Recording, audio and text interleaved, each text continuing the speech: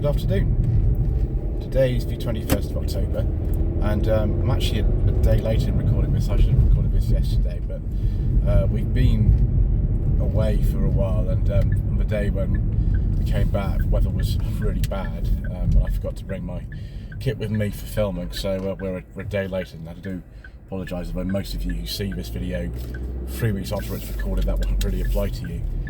So I've been thinking a bit recently. Whilst I was away, I was in touch with a client, and we were talking about some of the things that have happened over the course of many years that I've been doing this job. And it just occurred to me that some of you might not know some of the stories that I have from the worst cars I've seen in person. They're all cars which actually I was keen to go and see, and you know, there was nothing particularly that sort of came to mind that might be a bit of a disaster. Apart from maybe one of them that seemed a bit overpriced. But when we got there, things went wrong, like very wrong.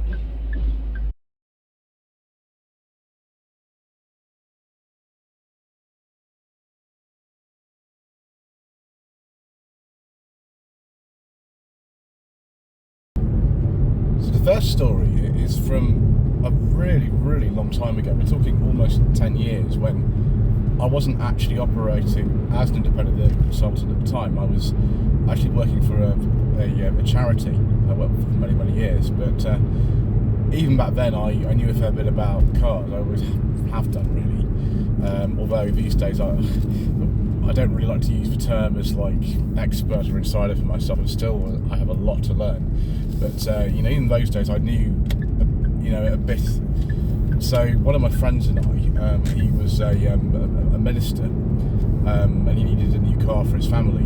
The previous one he'd had, it was a Toyota Previa. It had a problem with the immobiliser, and it wasn't worth actually repairing the car. It was written off by electronic failure, which is quite a common thing these actually for cars from the sort of early to mid 2000s. Because 2001 was previous, so we were looking at something else for him, and we found out that you could buy a Xsara B from about 2006 at the time. This is about 2015, I think, for something like £1,600. They were absolutely tons of them. The search was over in Epsom, where actually we're very near Channel, that's where we used to live.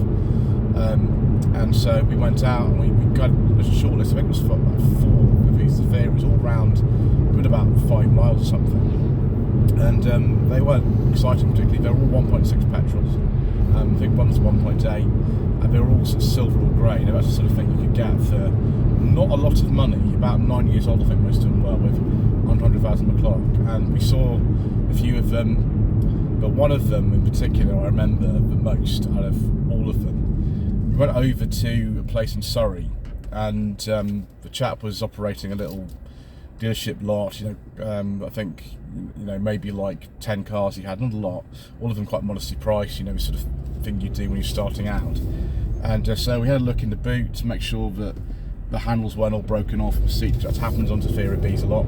And yeah, sure enough, one of the handles was broken on the seat. I was like, okay, well, never mind, just buy another one, I suppose. And we went out on the test drive, started the car up, and we were with the dealer, and we just came to a junction, and I got out of the car. I was just going to let my friend drive it, so we're both going to drive it, and the car just wouldn't restart. We couldn't get it to move. I think we tried jumping it didn't work, so it was totally dead. There was something on the battery or something like that, and I shouldn't have turned it off, but I didn't know. There's no warning about it, and we ended up having to walk. We had to walk about a mile back to where the place was, because it is sort of broken. So eventually, you know, when we got back, it wasted quite a lot of time. We were late for the next appointment. We sort of thought, you know, there's so many of these, but like, if anyone has a problem like this, it's just not worth actually kind of going for this one over a million one other Xsara Bs. It's so funny. I was speaking with a friend of mine the other day about this. You know, I'm about to do a job for her, and she's on her second Xsara Picasso. It's a really late one. It's a 2010. That one was a 1.6 petrol. It's right at the end of Xsara production, but she's she'd had them for 12 years. She had one and then another one. And when she got it in 2018, I think she paid £3,000 for it. It's just amazing, these days, like what you need to pay for like a car if you find it's going to be okay. Like kind of £3,000 now doesn't buy you an 8-year-old car really ever probably. Obviously she's going to replace it with something else, but it's funny, back in 2015 or whatever it was, and looking for a car, my friend who's a minister, he looking at cars of about £300, and they were actually alright really when you come to think about it. So next story is from very early on in my career as a paid independent vehicle. I'm talking 2017 was what, so about this time of year. I had two friends who both needed cars. They were looking for cars under £1,000, which, you know, is, again, it's bonkers when you think about this. You won't want a car that's going to last you a few years under £1,000. You can find them, but it's rare now. But there were tons of them. This was, again, in southwest London. So I based myself in Epsom. I thought I don't want to go too far. So I think one car was in somewhere like Feltham or something like that. And the other one was in Sutton, which is the other side of Epsom. To be honest, both the cars I saw, one was a 2005 Hyundai Getz 1.1, the other one was a 2003 Seat Leon 1.6. Both were Oxford compliant, but just in the very early days when that had been announced as it being a thing. So, yeah, that was something to bear in mind. But the Hyundai was advertised, I think, for $995, and so was for Seat, and we ended up actually both of them. But in the meantime, I thought I'd go and see something else, because it was actually, you know, it was two different clients who had the same brief, and actually both the cars were fine. But the other one I saw, I think it was down somewhere in Bottom on 10, something like that. I saw this at Beef. It was in 2002, I think, or something like that. It was a late second face of a Mark II at Beef, one with a big screen in the middle for the air conditioning. And on paper it looks okay. He said, well, the radio might need changing, we can't find the code for it, but everything else is alright. So I said, okay, so I went down there again. I think it was maybe £1,100 or something like that for this car. Obviously by then this car was very old, it was about 15 years old or something. I think the mileage was alright on it. 1.4S, I think, with the aircon. And it was one of the worst cars I've ever seen in my life. I think I've told this story before, but it was absolutely laughable. I got in the car, the driver's seat collapsed, the car wouldn't start, there was no coolant, and there was moss growing everywhere, and one of the rear door rubbers just failed. I couldn't shut the door. So one of the only times I've ever done this, I got out of there. I just thrust the keys back into the hands of the dealer, and I just walked away. I never feel in any way ever sort of ashamed to do that. Don't feel that, because you need to sort of buy something, even if you've only got a modest budget, you need to make the most of it. Don't feel obliged to do something like that.